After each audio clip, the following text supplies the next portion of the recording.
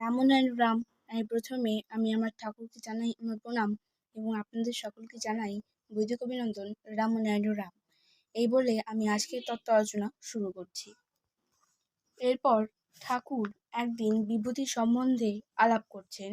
তিনি বললেন, এক জায়গাতে বসে বিশ্বের সমস্ত খবরাখবর পাওয়া যায়।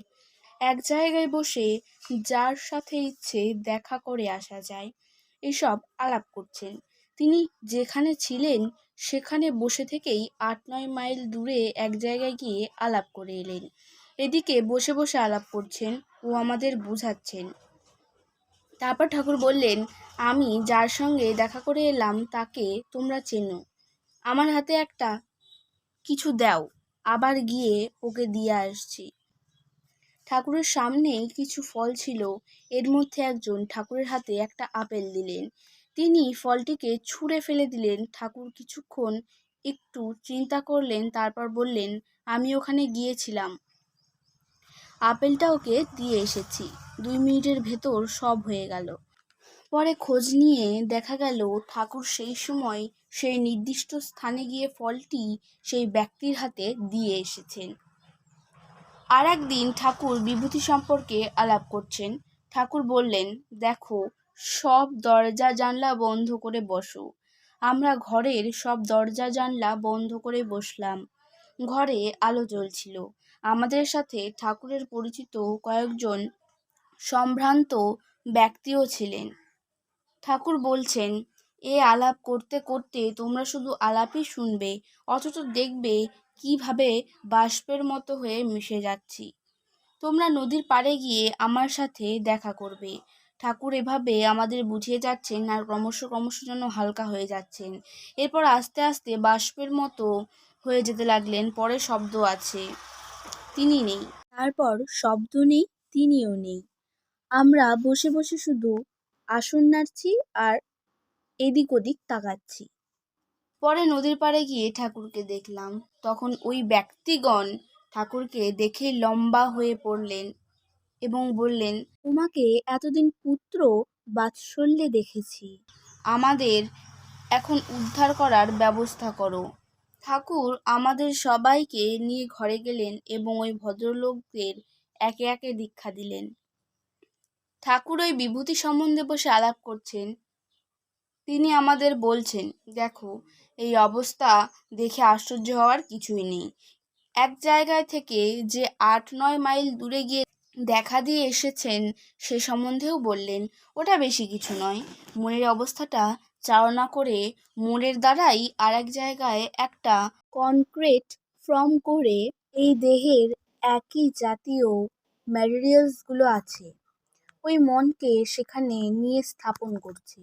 মনেরই একাগ্রতার দ্বারা ঠিক যে ম্যাটেরিয়ালস এ দেহেতে রয়েছে, সেম ম্যাটেরিয়ালস সেখানে করিয়ে নিয়ে নেয়।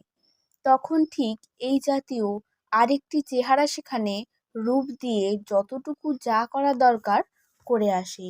ঠাকুর বলছেন, একরকম পোকা আছে, যখন আরেকটি পোকায় আক্রমণ করতে যায় তখন সে ভীতিতে রক্ষা পাওয়ার জন্য ওই পোকাটিকে চিন্তা করে ঠিক ওর মতো রূপ নিয়ে নেয়। এই সাধারণ গতির মধ্যেই এই জাতীয় ইনস্টিংক্ট যে বর্তমান, তাহা বোঝা যায়। জীবজগতের সবার ভেতরেই সেই ইনস্টিংক্ট আছে। এখন অবস্থার সাথে সাথে প্রয়োগের মাত্রাটা যদি বাড়িয়ে নেওয়া যায় তবেই সেই ইনস্টিংক্ট জেগে ওঠে। এখন ইনস্টিংক্ট চলছে মনের প্রসারতার দিকে, যার নাম দিয়েছে বিক্ষিপ্ততা। তাই যখন এ সমস্ত বিভূতিগুলোর কার্যকলাপ মানুষের শ্রবণে গিয়ে পড়ে, তখনই ওই বিক্ষিপ্ততা হতে হয় গাঁজাখুরি, না হয় আশ্চর্যজনক, নয় ইম্পসিবল। শেষ পর্যন্ত মাথা খারাপ এ বদনাম দিয়ে ছেড়ে দেয়। এ অবস্থায়, এই জাতীয় অবস্থায় বের হয়। বেশিরভাগ দেখা যাচ্ছে তার মধ্যে, ওই বিক্ষিপ্ততার মধ্যে যে যতটা বিচার শক্তিতে বিচার করে, এই ইনস্টিংক্ট রূপটির সত্যতা ততটা বুঝে নিতে পারে। তাই প্রথমত বিচার শক্তিকে বাড়াতে হবে, সেখানে জ্ঞানের অবস্থা গিয়ে পৌঁছে। আর সাধারণত এই সৃষ্টির ভেতরে যত রকম পদার্থ দৃষ্টিতেও গ্রাহ্যতে এসেছে, আরও কত সূক্ষ্মে যে রয়েছে তাহা বর্ণনা করা যায় না। মাছরাঙা যে একটি পাখি বহুদূর হতে জলের ভেতর মাছকে দৃষ্টিতে লক্ষ্য রেখে বহু উঁচু হতে সে চলন্ত স্টিমারের পেছনে ধেয়ে ধেয়ে অত স্পিডের সাথে সাথে গিয়েও এত ঢেউয়ের মাছ থেকেও সে তার খোরাক জুগিয়ে নিচ্ছে, ইনস্টিংক্ট সন্দেহ নেই। এই যে পাওয়ারটুকু রয়েছে সর্বজীবের ভেতর তাহা বিদ্যমান, যে কোনো জীবের যে কোনো পাওয়ারের পরিচয় পাওয়া যাচ্ছে। প্রত্যেকটি জীবের প্রত্যেকটি পাওয়ার আয়ত্ত করার অধিকার রয়েছে, অধিকৃত আছে বলেই অধিকারে তারা আসছে। তাই তোমাদের পক্ষেও নিজের দেহকে একটা যে কোনো জীবের চেহারায় পরিণত করা বা যে কোনো লক্ষ্য করে লক্ষ্যভেদ করা, এই শক্তি যে রয়েছে তার পরিচয় পাওয়া যাচ্ছে।